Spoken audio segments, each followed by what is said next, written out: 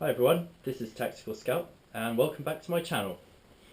I haven't made a video in quite a while, but I've recently reached 1,000 subscribers, so thanks to you guys. And to mark that occasion, I thought I would go over my British kit, particularly the modern British kit that is used by the British forces at the moment. And I thought I'd go from head to toe and tell you a bit about everything. So I guess I'll start off with my helmet. This helmet, as some of you might notice, is the Mk6.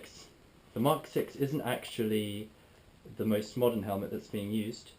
That's the Mk7. However, the Mk7 is not technically legal to be owned by civilians.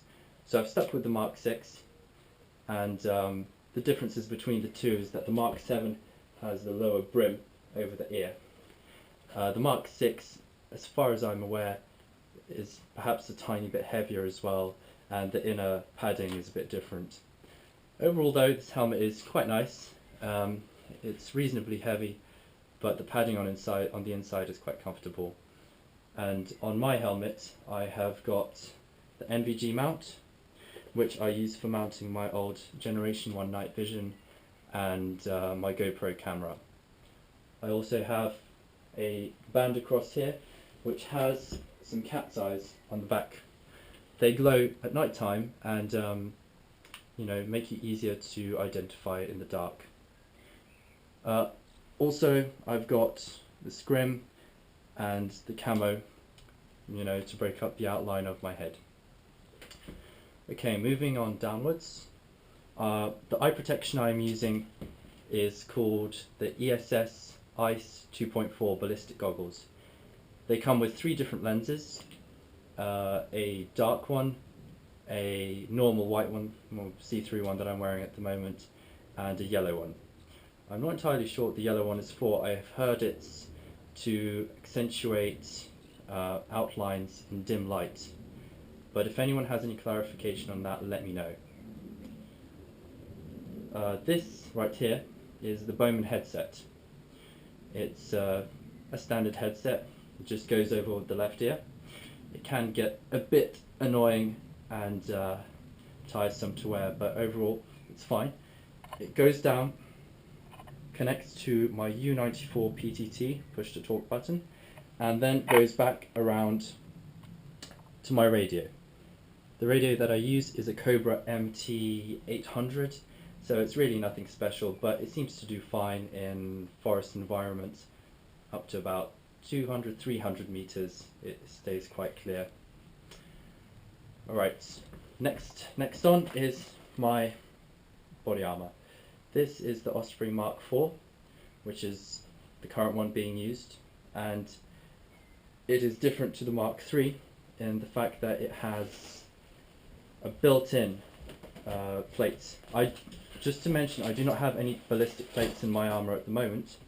I've just filled it with some rigid magazines, basically to give it more rigidity. I'll show you actually the difference between the Mk3 right here. This is my friend's one. As you can see, the pouch or the ballistic plate is located in a separate pouch. It's quite heavy, so whereas this one, it is flush with the armor, which I'd say is the main advantage. Okay. The pistol.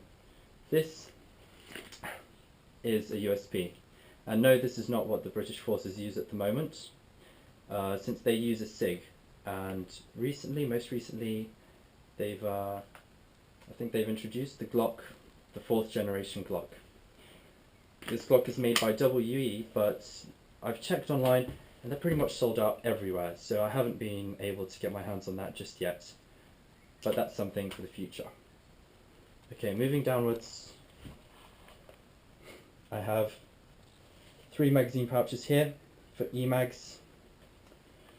Around here, I have a pistol mag pouch and a speed loader, and further back I have more magazines. On this side you would usually have a big medic pouch, but I've decided to go for the most optimal loadout for me, for Airsoft. I don't really need a medic pouch, so I decided to just carry more mid-cap magazines. On this side I have more magazines, and behind that I have the radio. On my back, you can't see at the moment, but I have a 3-litre MTP Camelbak, which is very good since it allows me to carry quite a lot of water without actually feeling its weight, since it's strapped completely to my back, and obviously allows quick access to it as well, which is very useful. Okay, moving downwards, I have just a standard OD belt. Nothing special here. It's not too great since it flexes like this, and sometimes the pouches can drag it down, which isn't too great. So I want to get a more rigid one in the future. This pouch here is a Warrior Assault Systems OD general utility pouch that I use for storing my compass, a field dressing, a whistle, what else? Some siloons, just general bits and bobs that I might need. I also put my phone in there. Yeah. On the left hand side I have a grenade pouch for airsoft grenades. Moving down, standard CS95 MTP Trousers. Basically the same as the DDPM ones, but in MTP. I have, however, noticed that the material on these, it seems to be a bit thinner. Oh, actually, I forgot my gloves. The gloves I'm wearing here are the Oakley SI assault gloves. However, these particular ones are replicas, and there are several ways you can tell. The first one is the colour. These ones, as you can see, are a very, very light, almost bone colour. The real ones are more brown. They have a more brown colour to them. And secondly, the palm on the real ones has a slightly shiny tint to it. These ones don't. And I'd say the main giveaway is the so-called carbon fibre knuckle. On fake ones, it's often quite glossy. On the real ones, it should be a matte kind of colour with a slight texture to it. And as you can see, these ones have single stitching around that knuckle. The real ones have double stitching. So those are the ways you can tell real ones from fake ones. Okay, carrying on from the trousers down.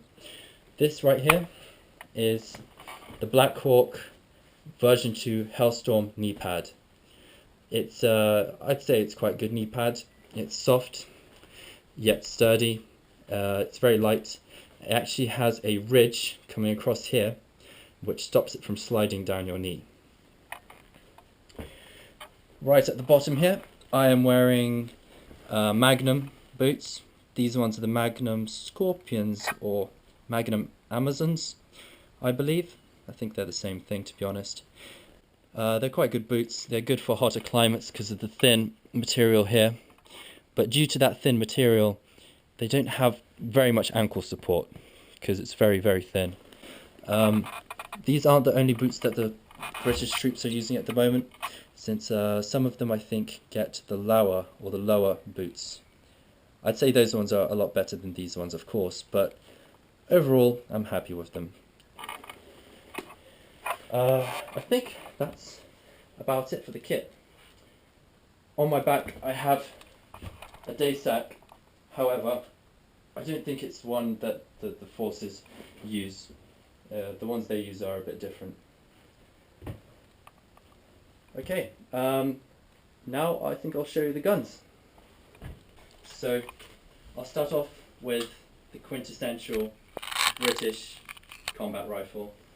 This is the L85A2, and the way you can tell it's an A2 is by the charging handle here.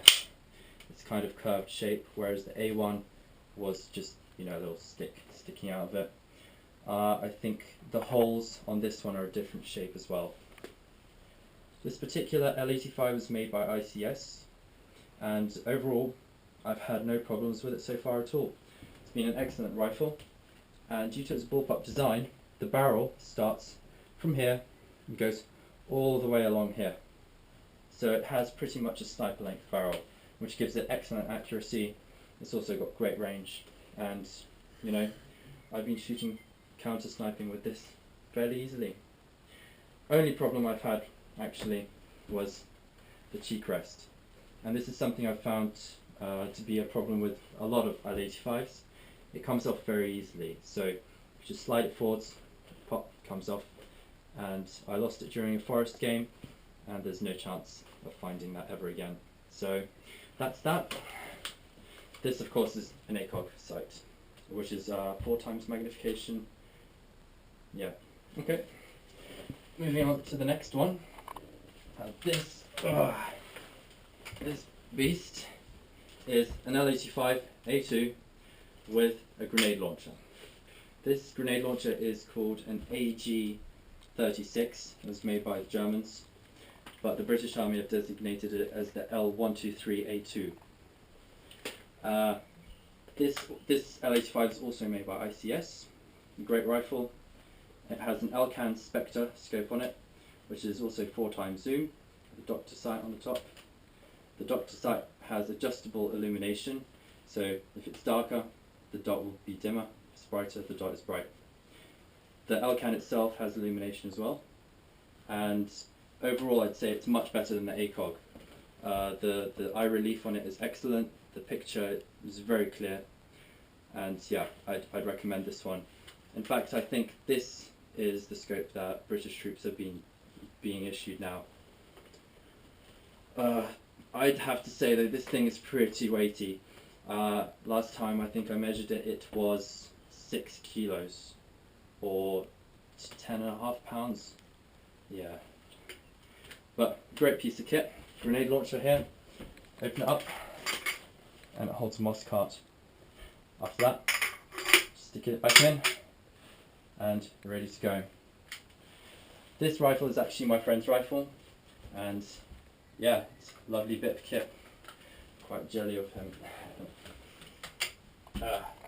And last but not least, is this.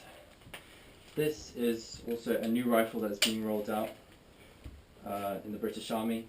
It's been designated the L129, and this is a marksman rifle, so it's issued to marksmen in squads on a squad level. Semi-automatic. I've locked it to semi, firing at 420 FPS, and this is a custom gun, so it's not actually one manufacturer. It's got bits of G&G, Mad Bull, A&K, like a LMT replica. The real rifle is made by LMT, which is Lewis Machine Tool and Co. Something like that. I have to say that this, though, before anyone moans at me, is not a 100% accurate replica. The difference being is the real one has a solid top receiver, so there is no joint here, it's just solid. However, they do not make one for Airsoft just yet. Not in a 7.62 variant anyway. So I've had to use a Mad Bull AR-15 light rail system, which is pretty much the same length, and a custom machine barrel to the realistic length as well. It has foldable grip with this position like an AFG, folded this way if you want it out of the way. Standard Harris bipod, LMT crane stock, a doctor sight. This one has non-adjustable brightness though, and this scope. This scope is also not quite accurate since the rifles are issued with a 6x ACOG. However, those ACOGs are also about £2,000 each, so until they release a replica, I'm going to have to stick with one of these. Which isn't too bad actually, because I have seen some guys using them with Leupold scopes and Schmidt and Bender scopes as well. Finally, it uses Mag Bull 20 LRP mags. These mags I thought would be great since they're manufactured by Magpul PTS, official, licensed. However, they haven't been feeding well at all, and no, it's not because of the rifle. The BBs double stack inside them like crazy. I haven't been able to remedy it just yet, but if any of you guys know how to fix it, please let me know. Mention the price. What? Price of the mags. Yeah, the mags. These mags are really expensive as well.